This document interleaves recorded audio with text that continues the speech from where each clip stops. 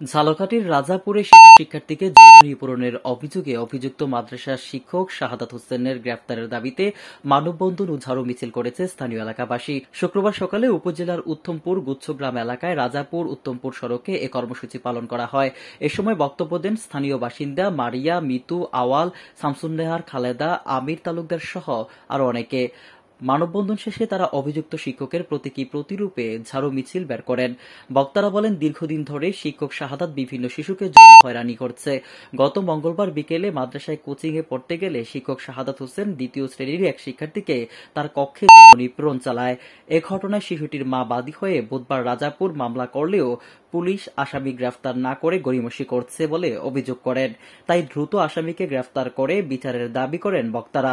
মানববন্ধন শেষে এলাকাবাসীর হাতে ঝাড়ু নিয়ে বিক্ষোভ মিছিল করে। এ ব্যাপারে রাজাপুর থানার ওসি ইসমাইল হোসেন জানান, ঘটনার পর থেকে অভিযুক্ত শিক্ষক পলাতক রয়েছে। তাকে গ্রেফতারে পুলিশের অভিযান অব্যাহত রয়েছে। 28 তারিখের ঘটনা এটা, 28 তারিখ 3টের বাজের ঘটনা এটা। এই শেপা ছোট একটা বাচ্চা, আপনার খুব কিউট বাচ্চাটা, ও আপনার কোচিং করতে আসছে।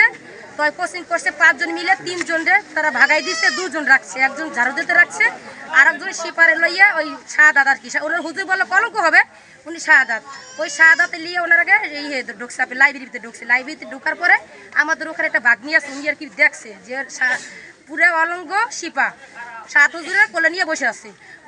28 তারিখের ঘটনায় নুরানি মাদ্রাসা প্রতিষ্ঠাতা শাহাদাত আমাদের এখানে শিশু নির্যাতনকারী, এবং তাকে এখনো মামলা হওয়ার পরও তাকে এখনো পুলিশ কেন গ্রেপ্তার করতে পারে না? এই মানুষরূপী জানোয়ার সে এখনো বাইরে কেন? পুলিশ এরা কোনো তৎপরতা চালাইতেছে না। এই শাহাদাতের মানুষরূপী জানোয়ার, একে আমরা অবিলম্বে গ্রেপ্তার ও ফাঁসির আওতায় আনতে চাই।